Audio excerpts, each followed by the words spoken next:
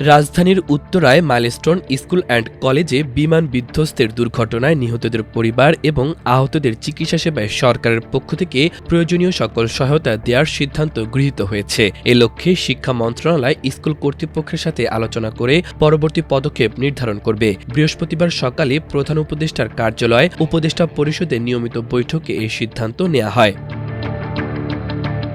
বৈঠকের শুরুতে milestone school and কলেজে বিমান দুর্ঘটনায় নিহতদের স্মরণে শোক প্রস্তাব গ্রহণ করা হয়েছে। তাদের আত্মার প্রতি সম্মান জানিয়ে ১ মিনিট নীরবতা পালন করা হয়েছে এবং নিহতদের রুহের মাগফিরাত কামনা করে মোনাজাত করা হয়েছে। মর্মান্তিক এই দুর্ঘটনায় নিহতদের পরিবার এবং আহতদের চিকিৎসা সেবায় সরকারের পক্ষ থেকে প্রয়োজনীয় সকল সহায়তা দেওয়ার সিদ্ধান্ত গৃহীত হয়েছে। এ লক্ষ্যে শিক্ষা মন্ত্রণালয় স্কুল কর্তৃপক্ষের সাথে আলোচনা করে পরবর্তী পদক্ষেপ নির্ধারণ করবে।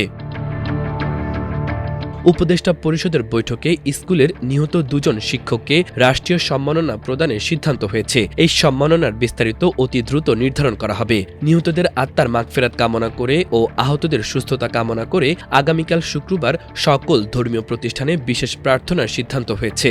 ধর্ম মন্ত্রণালয় এ বিষয়ে প্রয়োজনীয় সমন্বয় করবে।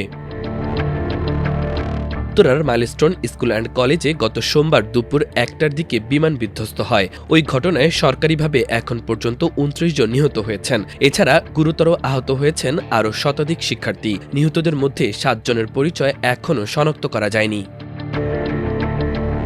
এদিকে সবশেষ সরকারি বিজ্ঞপ্তিতে জানানো হয়েছে, বর্তমানে ঢাকার জাতীয় বার্ন ইনস্টিটিউটে ভর্তি রয়েছে ৪৪ জন, ঢাকা সিএমএইচে ৯ জন, কুয়েত বাংলাদেশ মৈত্রী হাসপাতালে ১ জন, শহীদ মনসুর আলী মেডিকেল কলেজ হাসপাতালে ১ জন ও হিউম্যান এইডস রিসার্চ ল্যাব ও হাসপাতালে ভর্তি রয়েছে ১ জন। বার্ন ইনস্টিটিউটের পরিচালক ড. মোহাম্মদ নাসিরউদ্দিন এক সংবাদ সম্মেলনে জানান, এই হাসপাতালে ৪৪ জনের মধ্যে ৮ জনের অবস্থা আশঙ্কাজনক। তারা সবাই আইসিইউতে চিকিৎসাধীন। এদিকে নিহত ২২ জনের লাশ স্বজনদের কাছে হস্তান্তর করা হয়েছে। তবে শনাক্ত না হওয়া ৭ জনের লাশ মর্গে রাখা হয়েছে। তাদের ডিএনএ পরীক্ষার পর সেগুলো স্বজনদের কাছে হস্তান্তর করা হবে বলে জানিয়েছে স্বাস্থ্য মন্ত্রণালয়। এই দুর্ঘটনায় নিহতদের যে তালিকা প্রকাশ করা হয়েছে তার বেশিরভাগের বয়সই ৯ থেকে ১৪ বছরের মধ্যে। এছাড়া স্বাস্থ্য মন্ত্রণালয়ের তথ্যে বলা হয়েছে, দুর্ঘটনা ও উদ্ধার অভিযান মিলিয়ে বর্তমানে মোট আহতের সংখ্যা ৬৯ জন, যার মধ্যে ৪১ জন শিক্ষার্থী, স্কুলের স্টাফ ১ জন, ফায়ার ফাইটার ১ জন, পুলিশ ১ জন, সেনা সদস্য ১৪ জন, আয়া ১ জন, ইলেকট্রিশিয়ান ১ জন। মাল্টিমিডিয়া ডেস্ক, আমার দেশ।